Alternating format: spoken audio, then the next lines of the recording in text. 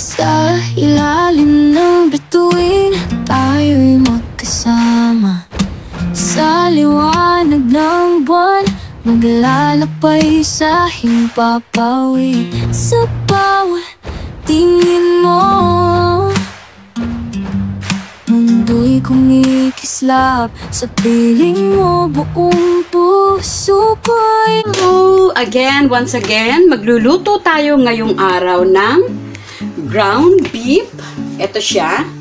Kalahating kilo ng ground beef. Okay? At saka, meron siyang patatas at carrot. So, we called it giniling na baka na may patatas at carrot. Okay? Ito ang ating iluluto for today. Ang mga sangkap niya, unang-una, 1 tablespoon of soy sauce. Okay?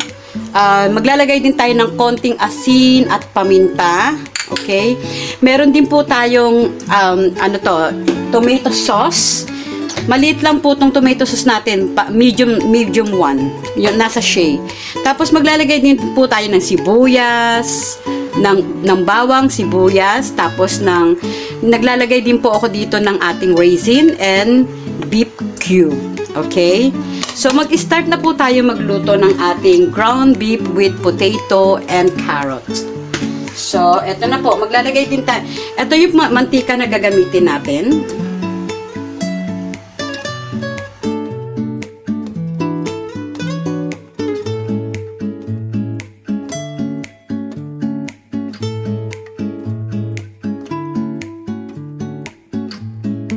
Igisa na po natin ang ating bawang at sibuyas.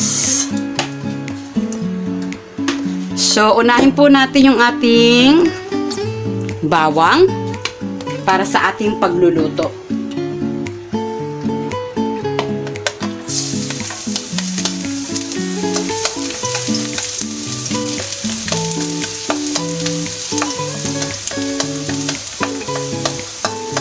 Ang susunod naman po natin, okay, medyo golden brown na po siya, at yung ating sibuyas.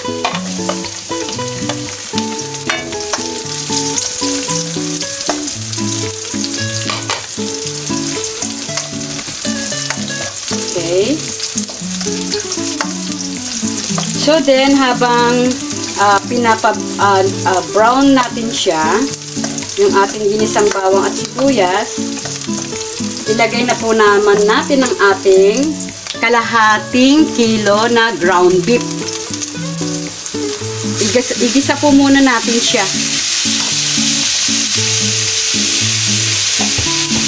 Kalahating kilo na ground beef. Okay. So, hayaan po muna natin siyang igisa hanggang sa maluto po ang ating ground beef or giniling na baka.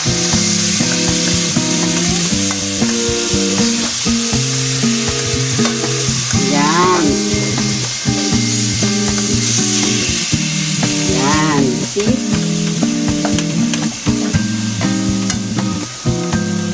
So, hayaan po muna natin siya. Hintayin po natin siya uli ng few minutes po uli muna.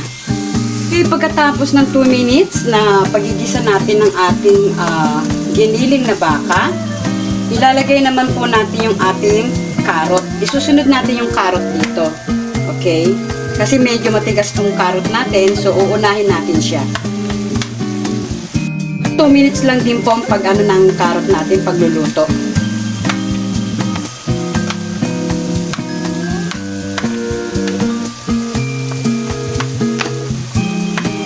Okay, eto na po. Nailagay na po natin yung carrot.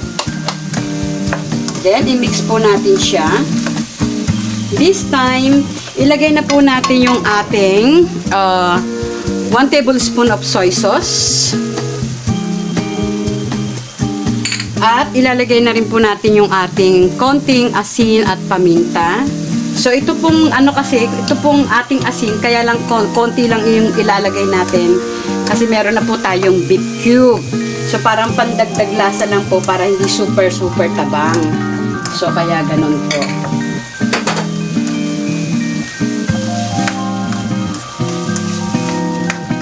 Then, hintayin lang po natin ng konting minuto. 1 minute lang po kasi ano lang, igisa-gisa uli. 1 minute lang. So, ano po muna natin to? Takpan po muna natin to for 1 minute. Okay. Here we go.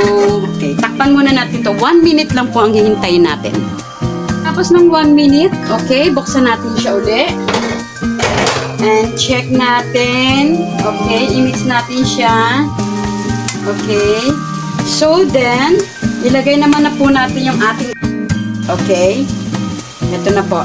Ilagay natin yung, i-mix na natin. So, next po natin ilalagay after this ay ito pong ating tomato sauce.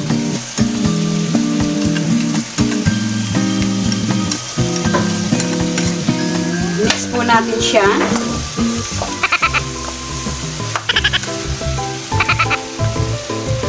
Tapos, lagyan po natin siya ng 1 cup of water.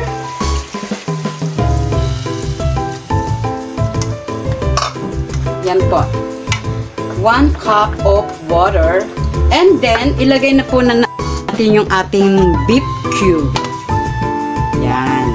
So, dito, this time, mga siguro po, let us say, 3 to 4 minutes po siya.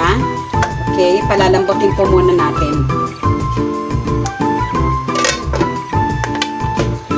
Hintayin po natin ng after 3 to 4 minutes. Okay, after 4 minutes, i-check po natin siya kung malambot na ang ating patatas at carrot. Dali po medyo okay na po siya. Okay. Anyways, kailangan lang po natin half cook dito. So then, since malambot na po ang patatas natin at yung ating carrot ay ilagay na po natin yung, close na po natin yung ating fire. And then, isunod po natin ilagay yung ating raisin. Naglalagay po ako ng raisin dito kasi isa po sa pampaganda at pampasarap sa ating pagkain. So, eto na po siya. Tapos na siya. Tinatawag po natin tong giniling na baka with carrot and potato po.